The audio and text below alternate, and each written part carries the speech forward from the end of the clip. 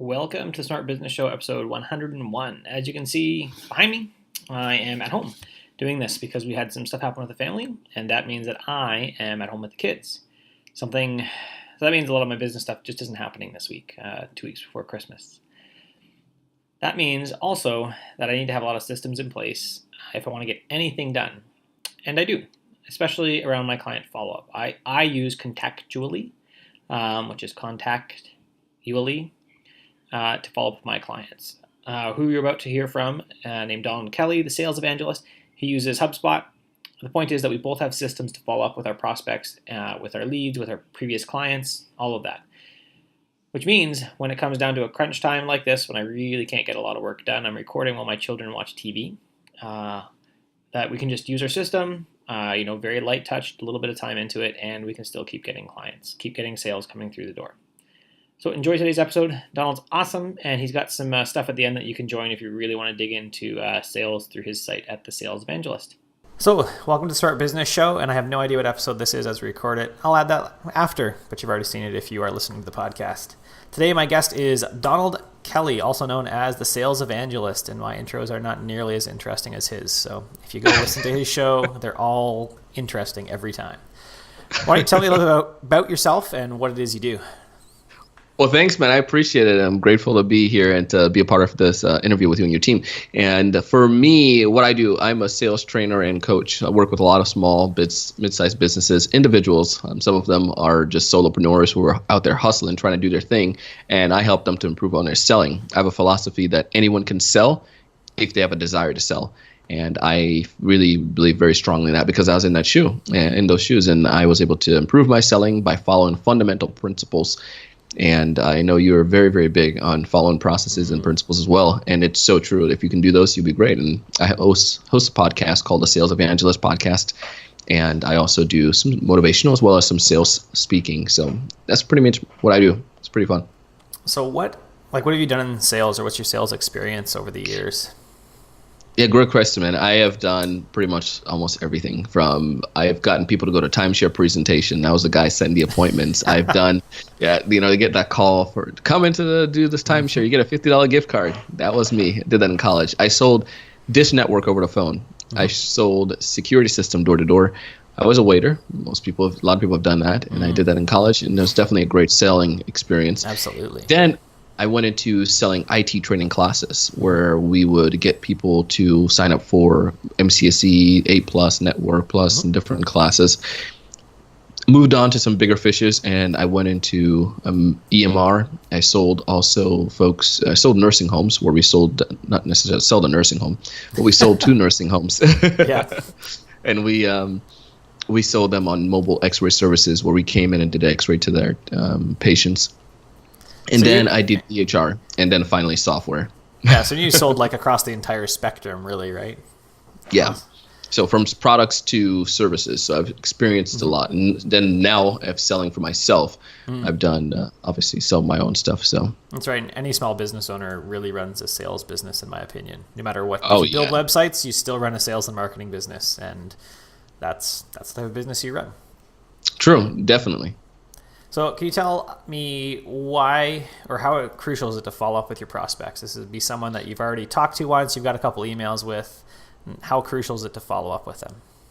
It is crucial. And I will tell you, I did a segment on this recently, and a couple things. I did a segment on it, as well as I did TSC Hustlers League. TSC Hustlers League is my online group training, and we focus on prospecting. Now I'm going to answer a question you probably haven't asked yet. You probably have been asked, but you haven't asked me yet. But one of the main reasons why people don't follow up with their prospects or with their clients is because of fear, right? Because we put in our mindset, we say, well, oh man, and I'll tell you this because I had someone in my group that shared they don't follow up with people because they don't want to be pestery. They don't want to be like that nagging person, because whenever someone follows up with them, they feel that the person is pestering them. So the problem is, as a sales professional, as an entrepreneur, as a freelancer, you can't sell the way that you would buy. You have to sell the way your prospects would buy. So understanding that, you recognize that I do need to follow up, and I do need to get past my own head trash, and that's really what it is. So it's crucial because Most businesses, most sales, I believe there's a stat. I can't remember the exact number, but I think it was within most sales transaction takes about sometimes 6 to 9 times touches or conversation from me calling or emailing before someone actually signs and come on board as a new project that you're working on. If you're building their website, you got to do some stuff. So if you stop at certain stage, if you stop and not do anything, you're never going to gain business. You're not going to get a one-stop shop all the time. But that is where I tend to see a lot of the issue happening. It comes down to communication, where the prospect doesn't necessarily know that you're following up. So therefore, when you try to follow up, you feel like you're distracting or bugging them. And in actuality, it's not. But there's a solution to that, and I'm sure we'll get to it. Yeah, lots of times you don't even know like what's happened in their life, right? So if it just dropped off the radar because there was a death in the family, and then they see it and they go, oh, exactly, that's what I forgot about that. I need to deal with it. Yeah. So do you have recommendations on how you follow up, like around frequency or even tools that you use to follow up? I know I'm a big proponent of Contactually. That's what I use to put everyone through my sales pipeline. Yeah, Contactually, great solution. There is the first thing I would share, go back to even more granular, more foundational on some of the things one of the things that we can do is, again, the prospects, oftentimes I've recognized, Curtis, don't necessarily know that you're going to follow up. So we get them with a conversation, and then we're like, okay, well, I'll connect with you and touch base and, go ahead and review the specs. And especially a lot of freelancers, I'm going to tell you, don't see themselves as salespeople. So I'm just an engineer. I want to just go and create my website. I want to go and do the programs, whatever I'm doing. So I don't want to mess with the sales too much, and I don't think like that. But you got to make sure you have processes. Just like any good web developer, they're going to do certain things first before they do certain next steps and so forth. Same thing with the sales side. Just don't think about it as sales. Think about it as onboarding new customers. So if you look at it like that, there is a process. You need to meet with them. You need to have the discovery. You need to talk about budget. You need to get them to sign. You need to get them, project or scope of work, start. Each of those stages, you need to review that with your prospect. So if it's the auto dealer down the road, or if it's a restaurant down the road you're doing something for, I would go and say, what is your process for purchasing or for buying something? Well, I have to do this, and I have to take it to my dad, who's the CEO, for him to approve it, and then we have to sign off. Great. This is our process. I'll need these 5 things done. So they know these 5 things, which are going to be probably 4 or 5 different meetings, and you tell them, so next time we come, we're going to talk about the budget. So you follow up. You have the follow-up meeting, and you use your calendar invitation. And you can say, if you use contractually, or any of these CRMs or anything, you can just say, these are the 5 steps. I need to prospect, discovery meeting, budget, solution presentation, and then onboarding. But you need to just communicate with the prospect and let them know that this is what's going to happen. And then now following up becomes easy, because they know and you know that after this meeting, I'm going to hear from Donald about the next meeting. And I set up a calendar invite. That's one of the biggest mistakes that people make, is that they don't have calendar invitations to the prospect. If I met with you today and we're going to meet tomorrow, I'm going to let you know I'm doing a calendar invitation. And that way I don't necessarily have to worry about following up. If it's someone that I haven't got the first appointment with yet, my frequency with that is I would do it in a respectful way. I'll try to find different ways to follow up with them. So here's several, just give you a couple of things, and I know I don't want to go off too much on this, but I just love it. But I did this, I'll give you an example. You can do a phone call. You can probably call I would say if you call 3 times a week, that's not too bad. You're calling to try to get them. This is someone you may have spoken with, and you're just trying to re-grab their attention. And like you said, maybe you found out, you don't know, maybe they have a death in the family, maybe the dog is, sick or whatever, so they're not at work. So it could be, we never know. So don't stop until you find out what happened. So the second thing I would say, so it's a phone call to emails. You can always send emails. And the cool thing about emails, you can time your emails, or you can send your email different times. I use a HubSpot tool that allows me to send my emails, schedule my emails. So I send those emails at times I know it's probably going to be convenient for them. Instead of me sending an email in the middle of the day when it's going to be busy, I'll probably send them an email early morning or late in the afternoon, so I know my email can get traction. And if they pick up that email I can see my notification that they open an email, then I know they're seeing the stuff. So then I might make a call a few minutes later, or maybe 10 minutes, 20 minutes later, so it doesn't seem too creepy-ish. Or the third thing that you can do is find different ways to follow up. So you can always, obviously, the easiest one is to find something like, say, hey, Curtis, I read this article about, how restaurants can double their sales this holiday season. I thought you might be interested in that. Send them an email. The other thing that you can do is take advantage of social media, because people don't necessarily want you. You can follow up with somebody without necessarily following up with someone. And I'll give you a quick example. There's a guy that I'm working with, interested in doing some work with me, and I wanted to follow up with him. So instead of we kept doing emails, and I said, and let's try something new. So it's been several weeks, and I didn't hear anything from him. So what I did was I went on Twitter, and I found one of his stuff that he was passionate about, and I retweeted that. And then he was like, hey, Donald. I said nothing about us working together, nothing about me following up on our deal. I just said give a tweet about him, and added him to the tweet. And then he said, hey, Donald, man, I want to let you know I haven't forgotten about you. Some things have been going on here. We're onboarding some new folks, but I wanted to start doing this. Let's turn of the year in January. It was great. That was a follow-up, but I didn't follow up. So that's a unique way I would recommend that you can take advantage of following up.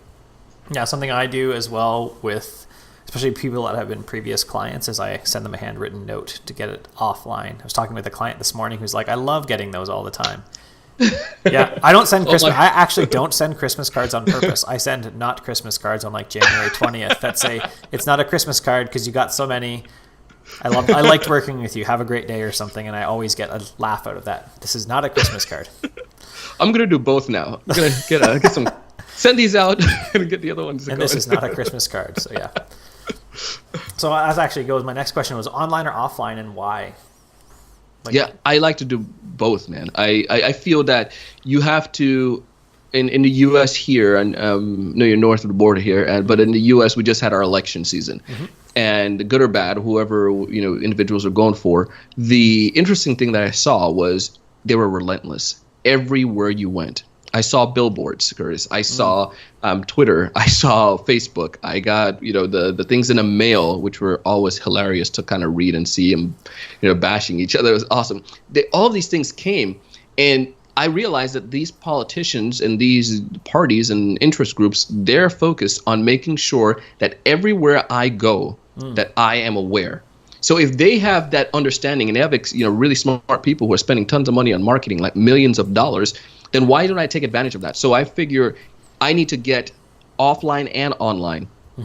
Easier for online. I can send an email. I can, do a tweet, some of those things. But like you said, sending something in the mail. If you do that, it's going to, first of all, it's unusual because not everyone does it. So if I get something in the mail from Curtis and you're trying to work with me, I'm like, oh, crap. Yeah, man, this on Christmas card. Crazy guy. I like that. Let me give him a call. We're ready to get this dang website up and going. Or, yeah, I need to update him. We haven't spoken since, Thanksgiving. Here we give him a little update on what our situation is. It provides a different atmosphere. It provides a different way to catch them. So you don't fall into the monotony of day-to-day life or fall into the bandwidth of everybody else who are sending all their same emails. So just doing something different. So I recommend trying both. Yeah. I even look sometimes if I talk to a prospect or a client, we've talked about coffee, something an easy thing I send often is I'll send an AeroPress, which is an expensive coffee maker, and then a bag of coffee for locally.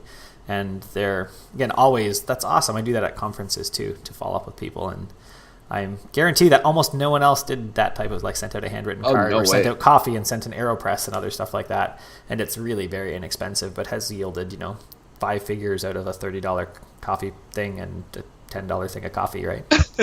So see, and it's just so different. And it's just like, who's going to, it's like this guy took the time to invest in this and willing to spend that much money because they're not getting some tchotchke like a pen in a mail like write your next check. It's like a freaking coffee maker I could put in my office. So yeah, and the important thing there too is to come up with something that's useful to the person, right? I sent a friend. My kids are big into Lego. I have Lego all out of screen here on my camera, and my kids love it, and their kids love it too. And so I sent her a custom Lego minifigure with like a laptop and like clothes coloring that she was wearing, and it had her hair and everything. And she was like, "That was amazing." So that was, again, like a $20 little thing, but, was a good 5-figure project continuing on, which was worthwhile. Oh, dude, that is amazing, man. So is there anything else that we should know about following up? Yeah, dude. The other thing I would share with people following up is it's really just, you can even take the pressure off of yourself. Recognize that your prospect. This is probably one of the things I would like to share is that your prospects know that you are going to follow up with them. And again, I feel, especially from my side, if someone don't follow with me or don't take the time to do something, then I'm like, well, they're not as serious about what they're saying, and it's not as important. So, and I think that's one thing that's often overlooked. Is like freelancers like, oh man, I just really don't want to bug him. I haven't spoken to him in 2 weeks. It's been a month. This project is probably not going to go anywhere. But they really just want you to sometimes make a move. And depending on the business and the individual, sometimes they really are just waiting for you because they can get somebody else. They're like, well, I like the guy, but he hasn't done anything. I'm not going to go do his work for him. So, I would say just make sure you do it. Just take advantage of it and utilize those tools. I like the HubSpot. It allows me to schedule out some of my emails. Mm-hmm. And then also just using your calendar. It's a simple tech tool, but putting on a calendar to follow up. And if you put it on your calendar to say Tuesday afternoons and Thursday afternoons, I'm going to follow up on projects, then it makes it that you're definitely going to follow up on those projects and makes it worthwhile. Yeah, and I also find writing like an email template. So on Tuesdays I send this one, on Thursdays I send this one, and that's it. And I follow up on Tuesdays and Thursdays until I hear never talk to me again.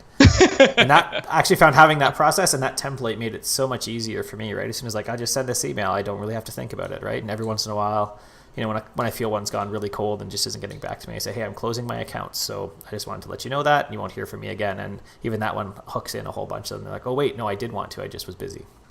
So I love the close the account. Yeah. So where can people find out more about you, Donald? Yeah, one of the best places you can go is just go to our website, thesalesevangelist.com, and you can get a chance to see some stuff there. We have some free stuff, like we have a free video training, how to generate more referrals. We also have I've interviewed I've had over 460 episodes now, and one of the things that we did, we took some bite size from some of our top episodes and put them into a downloadable piece. So hear from some of these sales experts, some of the top bite size tips that they give out. So we have that as well. So a couple things that you can take advantage of, especially as a freelancer, that can help you to improve on your side hustle and on your business. Awesome. Thanks for being here. Hey man, I appreciate it.